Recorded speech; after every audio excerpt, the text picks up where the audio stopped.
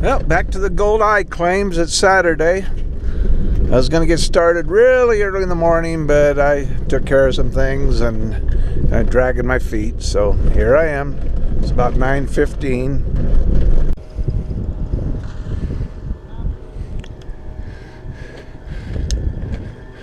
There's Augustine on my dry washer. Oh yeah, that's really a nice one. Okay. So you got that yesterday, huh? No, today. Oh, today? I better tell me where you're digging. I'm just kidding. Yeah, that's nice.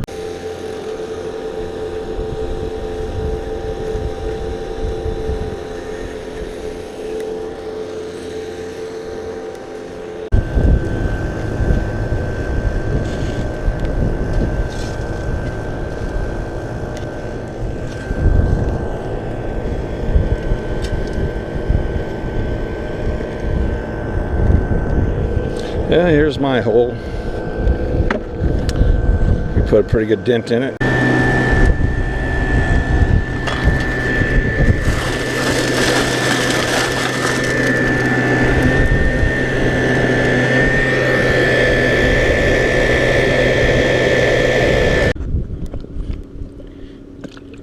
Oh yeah, there's that wired gold you got. Yeah, that's some pretty nice stuff. Little chunky pieces. Yeah, you made out okay, huh? All right. I like it. All right, so there's a nice piece of wired gold my digging partner found, among everything else he got. Oh, I'm going to head over to the campground area for a fabulous hot dog lunch.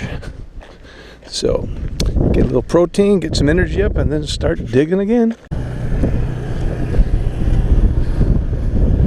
Oh, we got Brad Jones and let's see who else. Jim from American Prospectors and Brad Jones from GPA serving the hot dogs. I'm the opposite of my wife. She likes to put everything on hers. I go dry, nothing. So anyway, I got a couple hot dogs, cookies, some chips. I'm ready to hit it.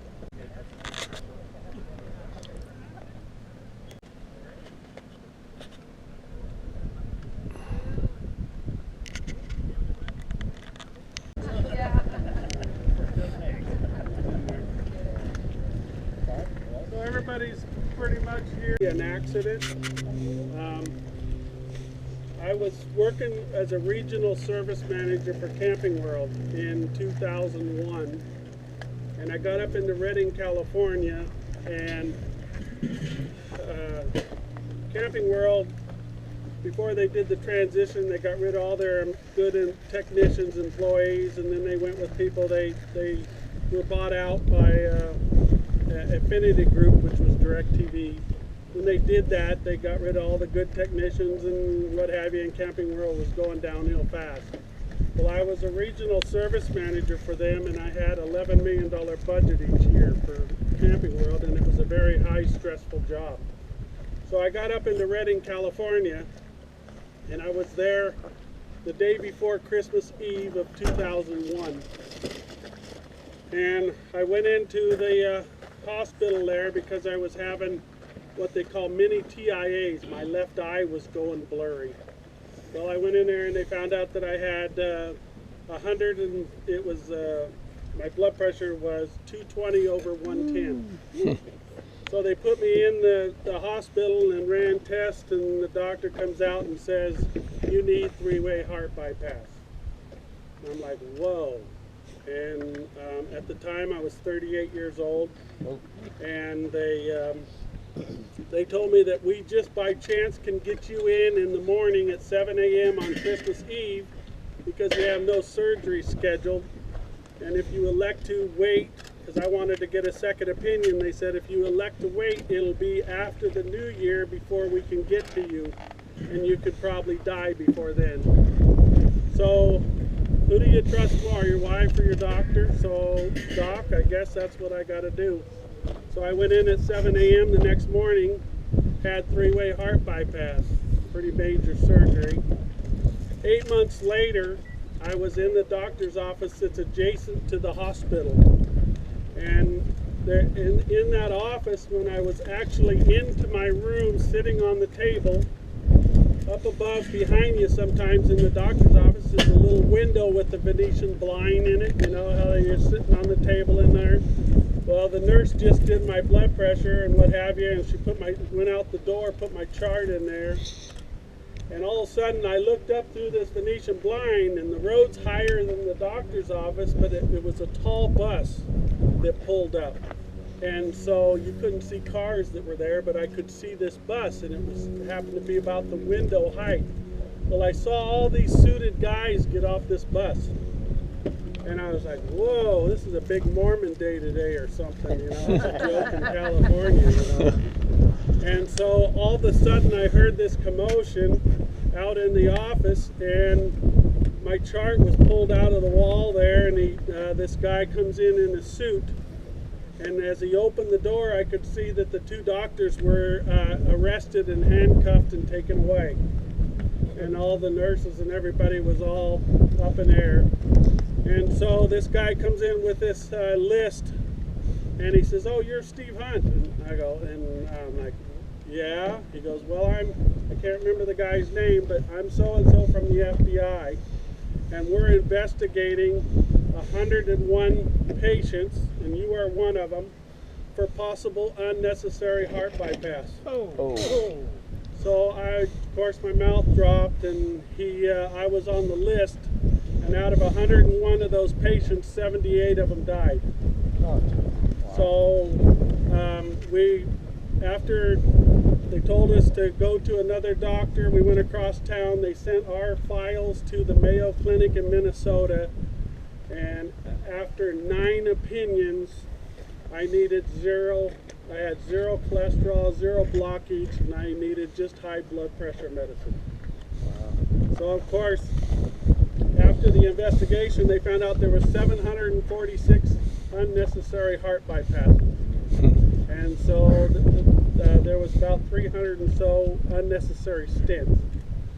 So they, after an investigation, one of the doctors was Vietnamese. He took his money and ran to Vietnam and got away.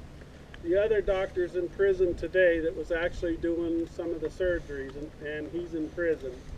But there was 3 other doctors that were referring to these 2 guys that were doing the surgeries, cutting. So I was one of them that was referred to them, and I got caught up in that scam. And this preacher was actually in there, and they told him that he needed 3-way heart bypass too. And he says, "I'm doing a big preaching thing down in Las Vegas, and I can't stay." And so they said, "Well, you may die." So, "Well, I'll take the chance." So he went down to Las Vegas, and he went into Las Vegas University, and they wanted to know what they wanted to bypass. And so that's what started the investigation with the FBI. And so we sued them for $500 million. We thought we were going to break their backs. That was their tax return for 1 year. So right now, there's the 3 doctors, we got their malpractice insurance, but those 3 doctors were able to wait a while, and they got insurance again, and they're out there practicing today. And then they got caught in San Diego doing unnecessary brain surgeries. Oh boy. Do you think that my double bypass and 7 stents could be bogus? It depends on where you got it done. Give us the name of the old doctor. So it's really not health care anymore, it's a health business. What hospital was it? Reading Medical Center was where I was at. What about the one in San Diego? The San Diego one, I don't know exactly. I can't remember what the name of the place was. But it was Tenet Healthcare, which was the 2nd largest healthcare provider in the United States. Did they have any evidence that maybe sometimes they didn't even put in stents or do the bypasses? That's what they were questioning around, but what they did is they took patients in, like I had a bout here quite a while back. They took me in and did an angiogram, and they found out that they did do it, but they did a shoddy job of it, so the bottom portion of my heart is dying. So it's too risky to go in there. They know it's shortened my life, but they don't know how much and what's going to happen because they've never had people with unnecessary heart bypass. The youngest guy was next to me. I was the 2nd youngest, He was 26 years old, and he's a vegetable in a rest home now because of complications from the surgery. So, and there was a 74-year-old guy that went in there. They had told him he needed bypass. He said, I've lived a good life. I've got 3 kids, 6 grandkids, and I really don't want to go through that invasive surgery. They told him to go out and wait in the waiting room. They brought his wife in there and told him, if you don't have him do this, he could die and it'd be your fault, and made her feel guilty. He went in 7 days later and he died on the operating table, and he didn't need nothing. So there was a variety of people of different ages that went through this. And so that's how I retired. So being a regional service manager, everybody was going to Quartzsite. All the people that were our people that were coming in there were snowbirds from Quartzsite.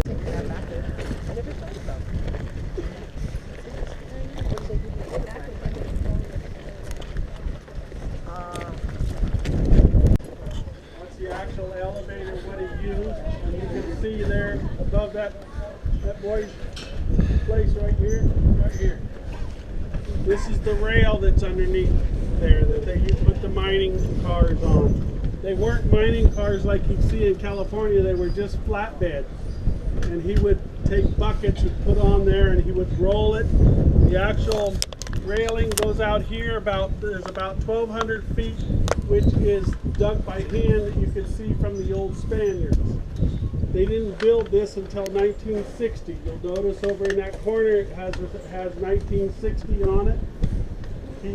Larry actually built this out of this contraption here. In the CCCs, you guys would probably be familiar, when the old days they collected everything. And this is made out of, you name it, of everything. You start looking at it and it's like, wow, that's an old tractor piece, and this is that, and this is that. So when you go down that 65 feet, I was asked to go down there, and at the time, it was about 7 years ago, I come down here with the four-wheeler because the neighbor wanted me to go down there and see if I could find a stratus like I have up there. So what we would do is we hook that line onto a pickup that has a counterweight balance on it, and so when you pull the pickup out, the elevator comes up. When you back it up, it goes down, right? So I went down and I looked at those rags and stuff and that wire up there. And what they did is it was level, and the owner was standing on there, and he says, "Come on, Steve, I want to teach you, I want you to show me some stratus down there." So I went and I grabbed onto that cable and I stepped on that. Well, it took up slack and it dropped about 3 feet. I didn't know I had muscles inside of me cramp up so bad. I mean to tell you what, your adrenaline really flows. And so when you go down there, just above the main tunnel will take off this way. There's a big room down there. He dug out a kitchen, he dug out a living room area, and he has these big rooms in there. And he actually lived down there during the summertime because it was 120 up here. It's a constant 72 degrees underground with a constant flow of air. So it was really comfortable down there. So even last year we went down, there's a way you could go down through a cage over here. There's a gate on it, locked gate. We were able to go down a series of steps, and there's 12 step ladders that you go down to get to the bottom, down to a platform, another platform, down to the bottom. And he was making another elevator over here that he was going to bring material up and down. And so we went down in there and we were able to look in there, and he's got it was a wired remote system, but he could start his generator and stuff from down underground. They were Whitty diesel generators up here. He was able to get them going from down underground, and that's how he would get it going, to go up and down. And you can see the air line that coming from his air compressor. That's how the air got down there to a system. When you go down there, you'd think that it'd be hard rock, but it's not. It's nothing more than cemented gravel. So all these piles of gravel that you see out there came from underground. What he would do is he would load those buckets, put them on the cart, roll them into this. He would take it up here to this platform that's above you.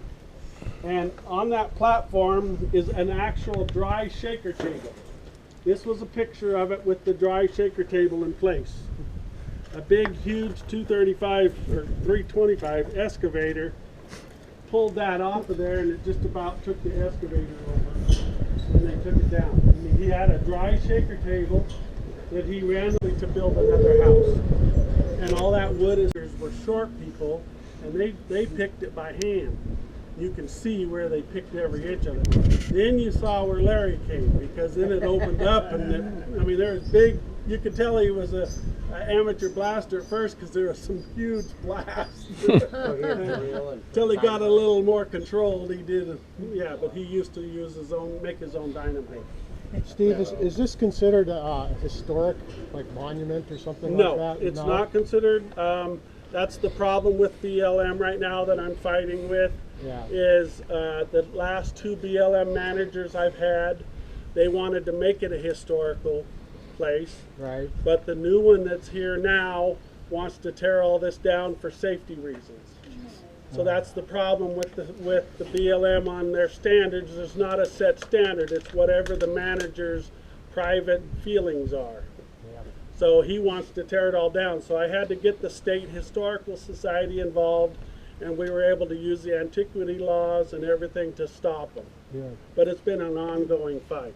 When they make it a national monument, do they put limits on what you can do though? Yes, they'll take away that part of my claim for the national monument. Yeah. So this probably will never be a national monument. Yeah. I mean, the guy was kind of famous in his own way.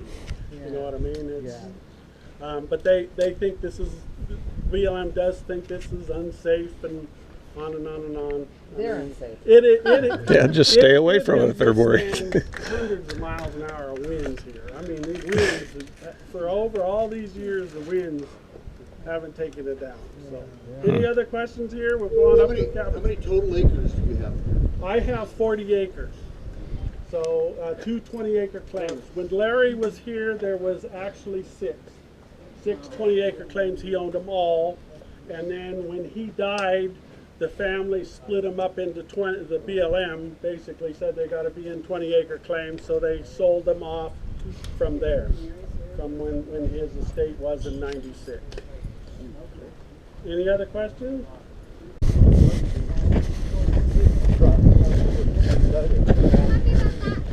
Area basically didn't grow. He didn't grow anything, but the BLM hired him to grow experimental cactus. And back then they were experimenting with different kinds of cactuses for here. So Larry, to make an extra buck, he grew cactuses. You can see it's pretty to the left of it. He had a little cistern system set up. So it was pretty unique. So we're going up to the cabin. Steve, Yeah. is there a well here, or do you have to haul No, one I out? have to haul. Yeah.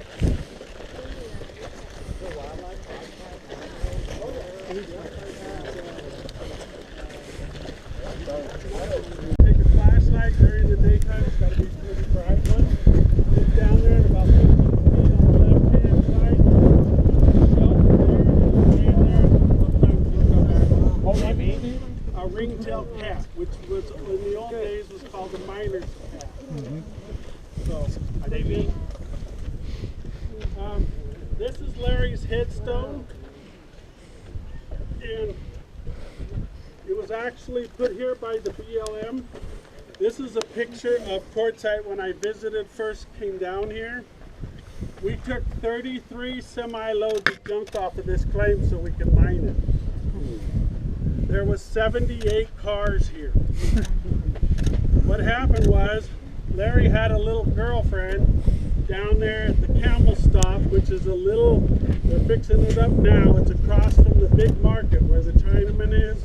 We call it the Chinaman's Market, but it's called the Big Market down in Quartzsite.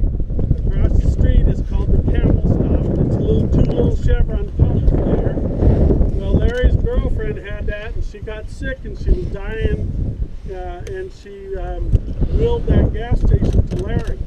Well, back then, the Highway 60 the road was the Dome Rock frontage road. That was the actual Highway 60 that went from Phoenix to LA. And so what he did was, he opened up that gas station. When she died, people would be traveling through, they'd overheat or whatever the problem may be. They would take it to Larry. He was the only repair shop in town. He would repair it, he would leave it, they would leave with someone else, they'd hitch a ride with someone else, go on to LA or go to Phoenix, then they would never return. So he would put the invoices on the seat of the car and repaired it, and then if they didn't show back up in so much time, he would drive the car out here to his place. And the cars were all parked out here with the original invoices, the repairs that those people owed him for years. So what happened is you'll notice up here on the cabin, those burnt areas.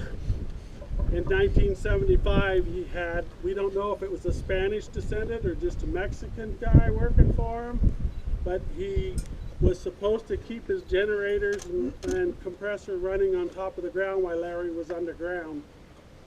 One day something stopped down there, so he had to come up out of those ladders. Like I told you, there's 12 step, 9 layers. He had to come out manually, and of course when he got to the top, he found the guy drunk and passed out in his trailer. So he fired him. And the guy 3 days later come over here, and there was a very large diesel tank. Some people told me there's 10,000, there's a comment on how many gallons it was, but it was very large. He broke the line on that diesel tank. You got to picture this with 33 semi-loads of junk and wood and everything else around here. The guy torched to the fire. So the fire department came out here to fight the fire. They got out there on the road, and all of a sudden dynamite went off. Remember I told you Larry made his own dynamite? Well, some of that fire hit a hole, and so they asked Larry, where's your dynamite? This is all over the place. I didn't want to keep it in one place because it'd be too much power blowing up. So every time the fire department, they said, we ain't going in there fighting that. So they sat out there for 2 weeks in this place. All of a sudden it hit a hole with dynamite in it, and it rattled windows in Quartzsite. So it burnt for 2 weeks out here. That was actually in 1975, in his latter part of his life. And then they moved in a trailer, a little trailer, and you can see the trailer in one of these pictures. Anyways, they moved in a little travel trailer over there where your guys' motorhomes are, and he lived out the rest of his life in that little trailer. Larry died of tuberculosis. They had to quarantine Parker Hospital when he had tuberculosis, and they took him up there. They refused to treat him, and it took a lot of people, some of the senior people, to bully the hospital, so they had to quarantine the whole hospital, but he ended up dying anyway of tuberculosis. So And that's from working underground. in that fire, did all those classic cars get burned up at that point? There's 35 of the cars still with the invoices sitting in a warehouse up in Siloam that a fella bought. All the rest of those, there was 35 of them. And I haven't got to see them yet, but I'm hoping to go up there and see those cars still with the invoices in the seats. But there was quite a few that were destroyed here. So you guys will notice the top of the cabin there, actually in 1946, Larry got a guy named Joseph Conet. If you guys have ever visited that cabin that's over against the hill over there on the mountain, I guess it's by your guys' claim, I guess. There's a cabin over there with the wall knocked out. Okay, that guy's name was Joseph Conet. He was here first, and he built that cabin over there. Well, Joseph was a kind of a naturalist guy, and he wanted to see the sunsets. And being in this cabin, he couldn't see the sunsets because of the mountain. So what he did was, Larry's mom and dad came here in the 30s. They got to know Joseph Conet. Joseph Conet wanted to build another cabin, so Larry's mom and dad stayed in that cabin, and then he built the one that's over there against the hill. So when Larry got here in 37, He stayed here and worked for quite a while, and he talked Joseph Kone in the fall of 46 to build this cabin, and they finished it in 47. And you'll notice above the door there's a horseshoe that's upside down. Well, what Larry always thought was, you know, how horseshoes are supposed to be this way to keep the luck in, right? Well, Larry thought when you come through the door, you run out of luck. So you'll notice all the windows in here. The windows weren't just for ventilation. We're going to go, I'm not going to take everybody in there, but I want you guys to go in there and look. In the floor, he would see somebody coming. In the floor, back there almost in the corner, there's a lid there. Pull it up right now. Pull that lid up and there's old rusted handholds. He used to go down underground, pop up behind the cabin and surprise whoever was trying to get to him. So there was a fella named David Payne who used to have a mine just below here. We don't know if they were in a fight over gold, women, or what, but they used to have a gunfight every time David Payne would come by here. They would either shoot pistols or rifles, whatever they had. It was a gunfight all the way through here. For some reason, Larry hated that guy. And you know, you can't hardly hit anything, especially with a pistol from here to the main road. Yeah. Anyways, they used to fight quite often. But when you guys get a chance, pick up that lid. It's really interesting. Just be careful with the kids. I don't want nobody falling in there. But you can see where the handhold they're rusting out, where he would escape and go out. Does that go down to a room down there? It was a room, and then he had a pop-up hole, but it has caved in since then. Okay. So there's nothing. You can go down there, but there's nowhere to go. But the pillars here. A lot of people ask what these pillars are about. It wasn't until the county guy was ready to retire and he come out here, and I happened to ask him what this was about because I couldn't find out. I couldn't figure out what was going on with these pillars. Well, come to find out, these pillars are nothing more than tree shades. What Larry did is he erected those with 55-gallon barrels and poorly concrete. I mean, it's poor concrete. But he erected those, and then he would hang stuff all over there, and it would keep his rocks on his cabins 15 to 20 degrees cool. And that's all they are. You'll notice it's on the south side of that cabin. All that is a tree shade because his friends are facing the south. Yeah, you bet. He had all kinds of stuff hanging on that. I noticed up on the mountain there's a flagpole up there. There's a bunch of posts.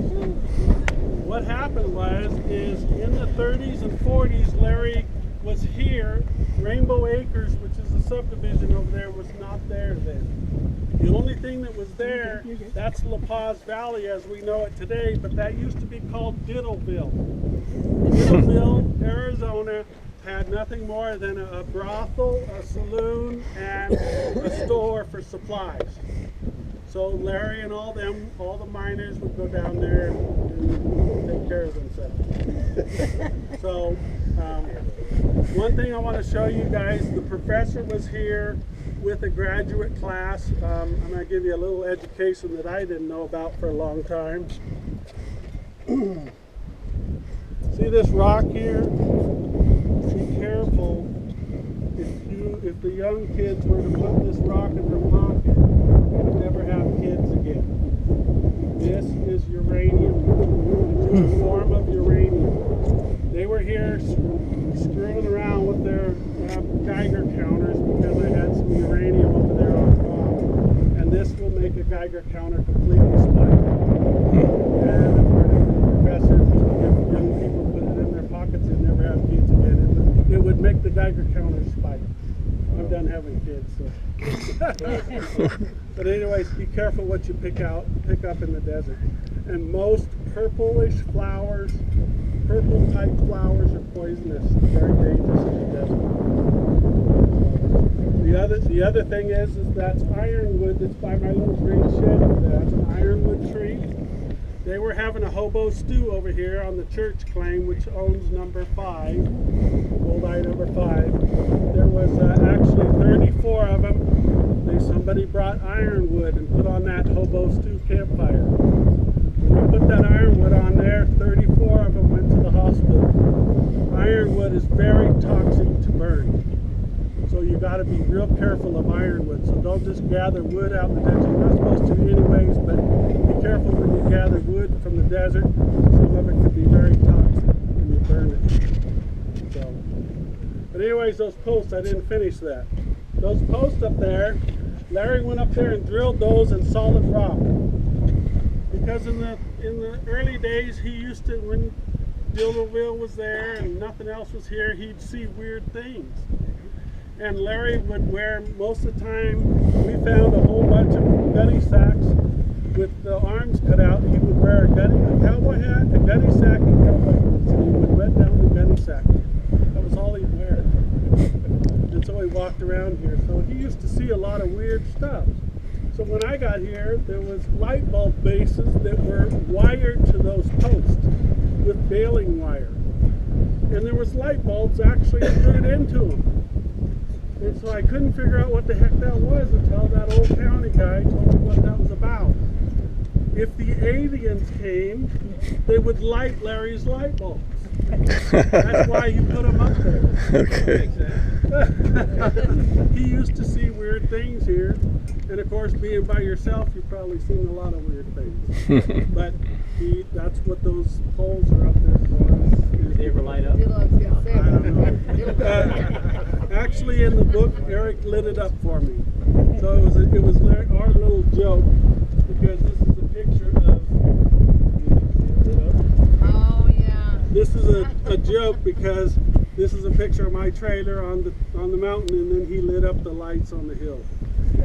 So, just so if you ever notice on the book, when you're ever goofing around looking at the book again. But over there, when Joseph Kone moved away, Larry's dad, things were going really good here. They got the cabin built in 47, finished in 47, but they had a tragedy on April 24th, 1950. Larry's dad was dry washing just below these cabins in this wash. He had a massive heart attack and died. So Larry's mother, Winifred, she was the 5th school teacher to ever teach school in Arizona, in Quartzsite, Arizona. So she went ahead and quit her job. She took Larry's dad's body back to Willow Creek, where they're both buried, but she lived out to be 140. So they're both buried in Minot, North Dakota. I'm supposed to get some pictures from them one of these days. They keep promising me. I've never made it back there. But when he died, Larry turned that into his mining shop. That's why the concrete's poured back there in the back. He had nothing but a mining shop. And then Joseph Kone died October 21st of 1970. And they found him dead at the table. There's conflicting stories that somebody shot him, but we haven't heard. To back that up, the Historical Society said that they have the death certificate, and we looked at it, and it was natural causes. So, Have you ever found any hidden stashes of gold? no, that's the other question people give. Larry had 5 55-gallon barrels behind the cabin here, and they were the same color as the one that's back there now. In those 55-gallon barrels, and I never could understand this, he put his concentrates, his day's concentrates in those barrels. So within an hour after he died, those barrels were come up missing. So the only thing that I can tell you about the gold that was here, the people that were cleaning up after him, the sister was living in Minot, North Dakota, and the people that were here, friends of Larry's, they collected stuff and had a 5-month yard sale. Almost all one winter they had a yard sale here. But they found, according to one of these, Mary Higby that I know, she said they found 80 ounces of gold in cigarette cans and tobacco cans. So what they did was they gave it to this one gal that was supposed to ship it to Larry's sister, Larry's sister was in the rest home here 3 years ago. She was of sound mind, so I asked her son to ask her. And so she asked, and she's never received any gold. She received $11,000 check from the yard sale stuff, but she never received that 80 ounces of gold. So somebody got away with that 80 ounces of gold. So, you know, that's how things went. So we don't know how much gold actually came off of this particular claim. And what year was that they took all that stuff? That was in 96. 96. He passed away. He passed away in December. The people come in and they started collecting things. Of course, the generators, they were one of the first things that come up missing. I found them at a mine over on the east side. The Whitty generators that actually came from here, and the old guy admitted that they were from here. So I was happy to see the old generators that actually. Do you remember approximately how much gold was an ounce in 96? I think A couple hundred? 800, wasn't it? I couldn't tell you exactly. Was it just before 800? No. It was right in that time. Yeah. I'm not sure. I can't. I don't think it was that. Yeah, I can't answer that particular question. But any other questions here, guys? Well, Larry always said that he was sitting on 600 pounds of gold. The guy, the grader guy, he was a county guy. He used to grade out here. He would have to stop, and he would use binoculars. He would bring a Big Mac and a quart of milk for Larry because they were friends. And so what he would have to do, though, is he had to stop out there and deer hunt like with binoculars. And so he would sit out there. He said sometimes I'd sit out there for an hour, and finally I'd see movement. And he'd say, "Come on out, you SOB," to Larry. And so Larry would duck up out behind a car or whatever and walk out there and meet with him, and he would talk with him. But he also told the BLM man that he was sitting on 600 pounds of gold. We didn't know what he was talking about. So when I first got here, there was potholes going up the hill like crazy, bunches of them. Well, when we get over to the rock, I'm going to tell you the story about the rock. But after I hit that rock, I found, when we were digging up through there, I found the old holes where he dug down and took as many out of that rock as he could. And that's what he said. He was sitting on 600 pounds of gold. At So 386, that lady made out pretty good. Lehre. That's because his dad was an actual German immigrant, and his real name was Larry Erdemann. That's how they pronounce it. I got that corrected to me here a couple of years ago. But it's full German, and he was the eldest of 8 children, and they're all dead. But look, they went on. Yeah, they still hooked. So you know, he wanted the metal detector. Harry comes out here and he goes, "Larry, can I metal detect?" I go, "Sure." So the guy went out here and he fumbled around all day long. He come back at the end of the day and he was so proud of himself. He told Larry to hold his hand out. And in that hook he dropped a nugget in his hand. Larry goes, "Oh, nice." Put it in his pocket. And the guy goes, "Hey, what are you doing?" He goes, "I told you can metal detect, but I didn't tell you could keep what you found." So he was pretty ornery over there.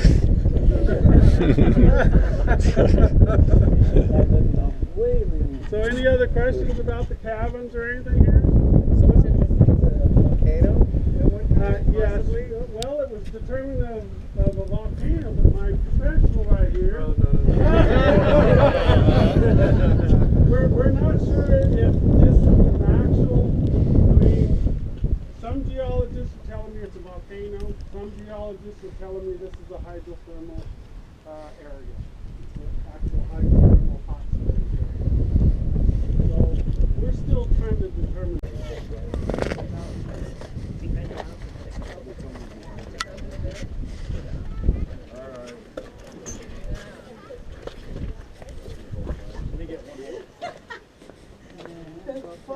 Own little escape hatch. Huh? Yeah, that's pretty deep.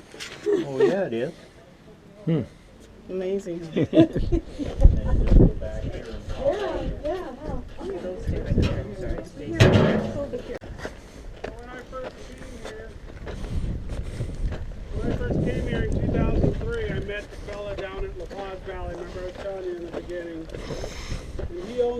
claim, and he wanted to get his equipment set up, and it was old rusty equipment. It was some of those old conveyor belts that were just nothing but a rust pile.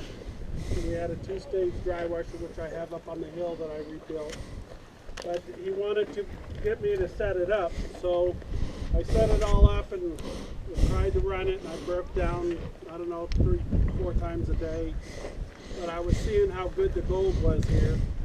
And so we were trenching from over there on the corner of the claim. We were coming along this mountain here, and all of a sudden this geologist came and he told us to turn right down here at this Palo Verde and start digging straight toward that mountain.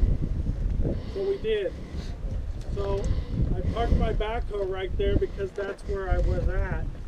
I was actually turned the other way, but I was right where they were at. And on the first day, I remember I called my dad and I told you, and he thought I was crazy. Well, on the third day of owning this claim, I hit this rock. I dug out 14 feet. There was about 3 foot of overburden on it.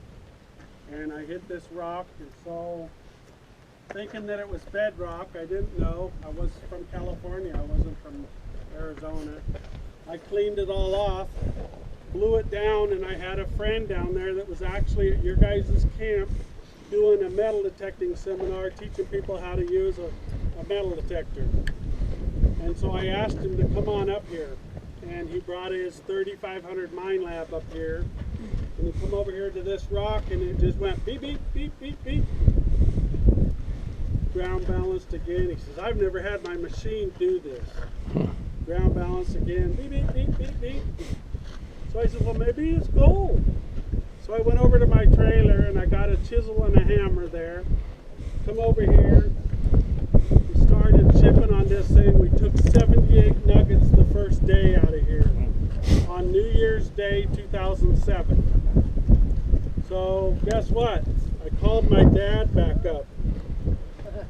I'm the guy that was depressed. I said, Dad, guess what?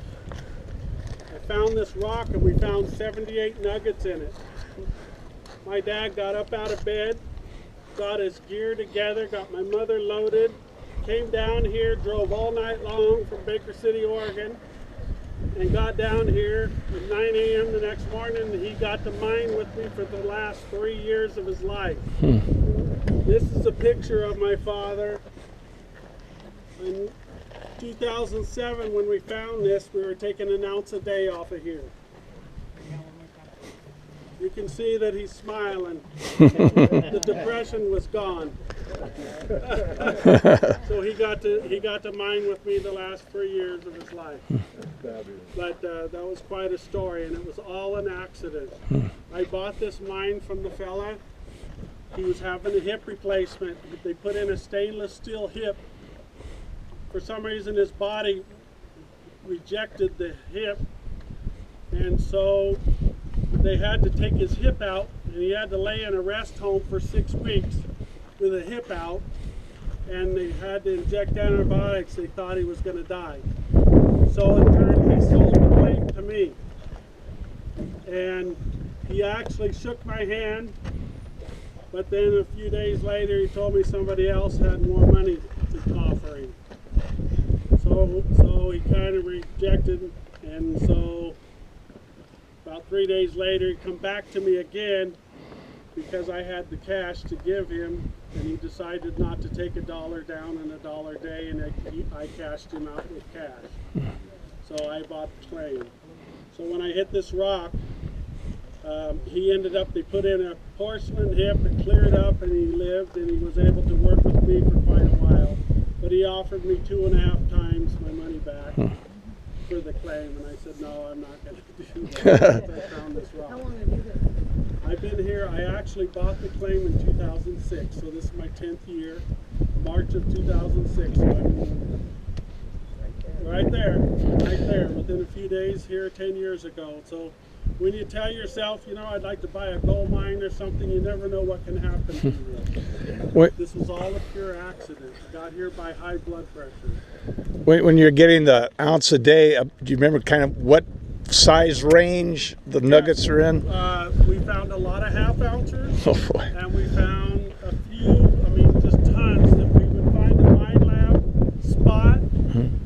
we started chipping, then you could use a gold bug too, and we chased nuggets down. We either found one large ½ ounce, or we found up to 565 smaller ones. Wow. I'm not going to tell you what the total is because I don't want Uncle Sam knocking on my door. But it was quite well. And we, to today's date, from here to up there, we've taken over 3,600 nuggets out of here. 3,600. No, we don't. I don't know. Some of you believe in witching. I didn't at the time. I had the 7,000 came out. We're finding a whole nother layer of nuggets in here, so we're pretty excited about it. How far down are I you? think you found some over on the other side for the first time I've ever. No, all I'm finding is metal over there. Oh, you just find The metal? I gentleman thought you're you talking found about some. introduced you to 7,000 with one. Oh, well, no, I know lunk, but Yeah. didn't you say there was one just on the some signals on the other side? I got one, you would have seen it. No, not a nugget. I mean, you didn't want to dig it out. What's the Oh, deepest? no, you got that right, you're right, on the other side of this. Right. I thought you You're right. said you had some I'm saying signals. nothing but I yes. haven't gone over there, so I bought a 7,000, and Lunk and myself, we took one right here where I was standing. It was down a foot down. A foot, And it was okay. a pretty good one. So you're still on really highly cemented alluvium, right? Yes. What I want to show you is we started finding nuggets that were jagged. This is a ½ ounce piece. These are some smaller jagged pieces. They were very jagged. It was exciting. Right where I was standing on the side of this is where I took that one. And then we were finding it in matrix. You can't see that picture very well, but you can see these. They were starting to be shaped. And then I was finding clusters. And then all of a sudden one day I dug out this one. This is the one you see on the back of the book. That's the one Eric is. This is a natural nugget that came out just like this. This is the same nugget, but one side's this way, one side's that way. How big is that? It's 4 pennyweight. So it's not a bad one. I mean, it's pretty good. But it's almost perfect diamond shape. This is what got the professors all up in an uproar, because we could not figure out why we would find a jagged one and 6 inches away we would find a shaped nugget. It's unexplainable. If gold came in here as gold, wouldn't you think when it was solidifying came in here that it would be, how did the shape come 6 inches away from a jagged one? Well, that's easy. It's those aliens. Oh, yeah.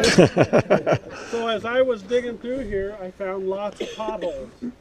So Larry went down and he found these nuggets, but I don't think he ever found any shaped ones because nobody has seen any of his gold. And everybody I talked to that knew Larry didn't know of any crystallized gold. So we don't know if he actually found crystallized gold, but he said he was sitting on 600 pounds, and I accidentally come upon it. I didn't know anything at that time. Yeah. So, but now it's got the whole evolution of gold may be changing because of this bacterial setting. So you may see it. Eric and them are really studying it, and then I had a chemist from the University of Texas. He did soil samples. I've had Arizona State here. I've had Florida State here. I've had, gosh, a lot of universities, and they're all talking about it. So Is this all word of mouth or in their community? in their community, it's all word of mouth because Eric sends the gold to Florida State. They test it. They find out that the gold's younger in the shape form than the jagged ones. And so then they're telling a buddy, and then they're telling a buddy, and then pretty soon now, all the professors around the world, Australia's been saying gold grows in a bacterial setting for years. They've been screaming about it, but everybody laughed at it in the professional world. Well, because of this rock now, it's changed everything. They're all talking right now, and the bacterial thing is a big thing that's coming up. So Eric's probably going to get quite a bit of recognition from this bacterial thing. Undergrad. Okay, well, Eric and them said that parts of this is bedrock. But what's happening is, how do you explain that, Kalichi? How do you explain how that Can you explain that for these guys? So this stuff is bedrock. The gray looking, it's like schist. So basically what that is it's old ocean sediment that's been metamorphosed. The gold bearing stuff is what is called a conglomerate, and it's all the cement that's in the cracks, right? What it is it's actually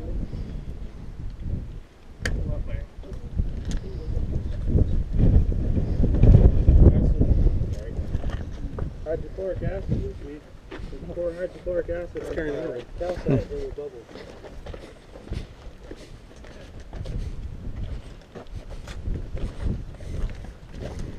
3 ounce fizzing? Oh yeah. I mean, there's a ton of calcite in here, which is an association with gold. Basically what happens is, you know how table salt, you can put it in water and it goes into solution? Well, calcite's the same way. You just got to heat up the water a lot. When you have water that's deep below the ground, pressurized, and due to the geothermal gradient, which is as you get further down in the ground, it gets warmer, right? So really hot water is extremely corrosive. It can eat up the bedrock, take all the chemicals out of it, and basically what's happening is all that calcite, calcium carbonate is precipitating out in between all the rocks. There's not enough space to make big calcite crystals. That's why it's so small looking. So all the gold come out of the conglomerate? Basically, the gold's been coming out of some of the gray and some of the purple, which is actual bedrock, and that's what's unexplained. Some of it's so hard to chip out. It's amazing. We couldn't use a pestle and mortar and chip those out. It was just too hard.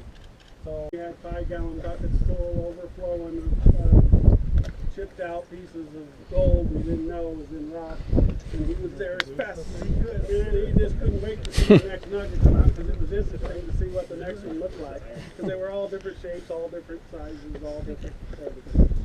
So, Stuff in hot water, the gold might have been in the hot water. yes, actually when I chip in here with the big machine, when I start chipping in here about 6 inches in, it starts becoming moist. Not moist enough to drip, but moist. And it's really weird with all the heat and pressure and time and what have you. You would think that it'd be dry and dry and dry, but it's not. I go into this thing and it starts becoming moist. So we went over on the other side up in the ravine. I don't know if you guys looked up in there.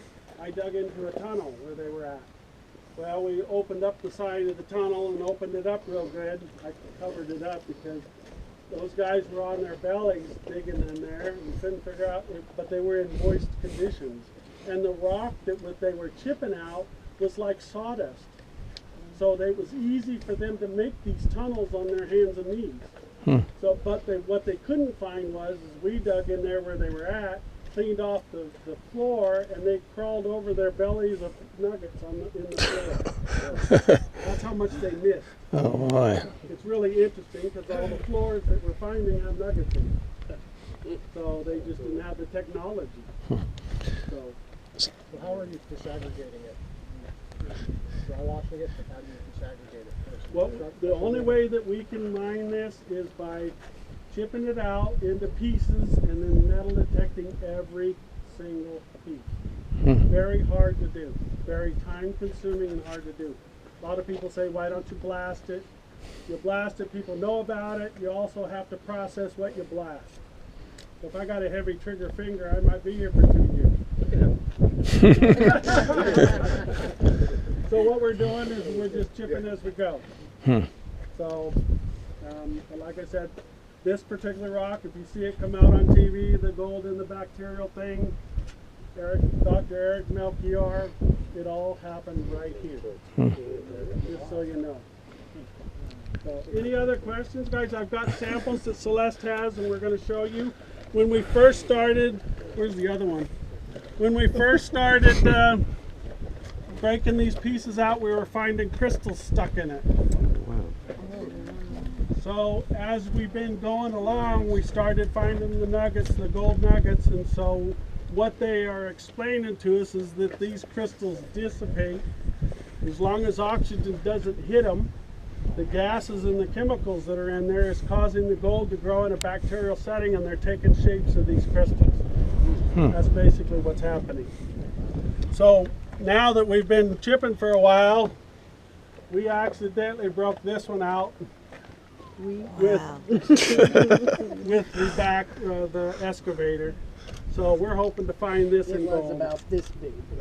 This is crystals that have not, they've developed in there, but they, you know, I don't know if it's too young, what's going on. But What's going to make those break down? To create the void? Time, pressure, and heat. Okay. So we don't know if it's just early. We found this up high in the rock. Steve, what's on the outside? The outside?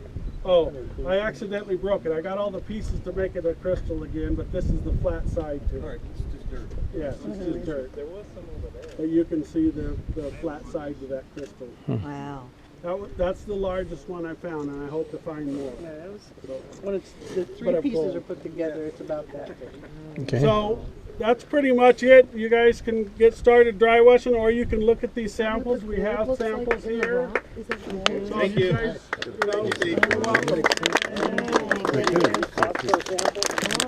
Shadowing it, Brad. know. This is Well, shape. Yeah. I wanted to have that article back at my car. Plus, I wanted to get pictures of when you open the binder showing the So if I understood him, like say if you go by Barstow, you're looking for cliche only, you know. That's what. But here you've got like 3 different type of areas where you're finding it. Is that about right? The cliche, the schist, the purple.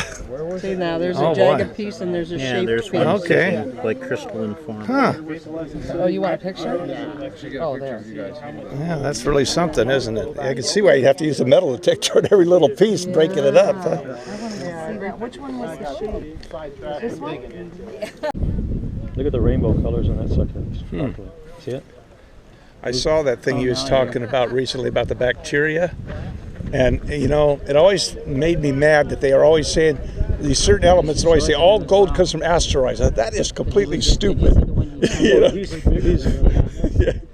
Yeah, nobody can keep it, I'm sure, but it would just be interesting for him. Okay, we're all done with the tour. So, I'm going to go back to work. Bats. But then they messed the owls up.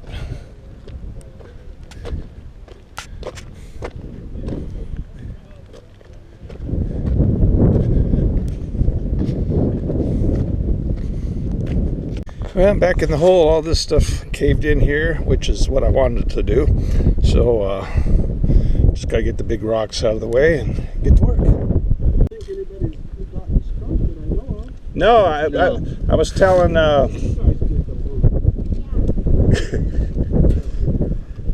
Jim I've got on a lot of these adventures with him. I think this is the best one so far because everybody's got, you know, some people are going to get more than others, but everybody's got something, you know. Except for me and Iggy, no matter where we pretty much are, the gold's not falling in our bucket. Well, you found all the places where it's not, so tomorrow you'll find where it is, see? He's trying to tell you guys where nothing. Yeah.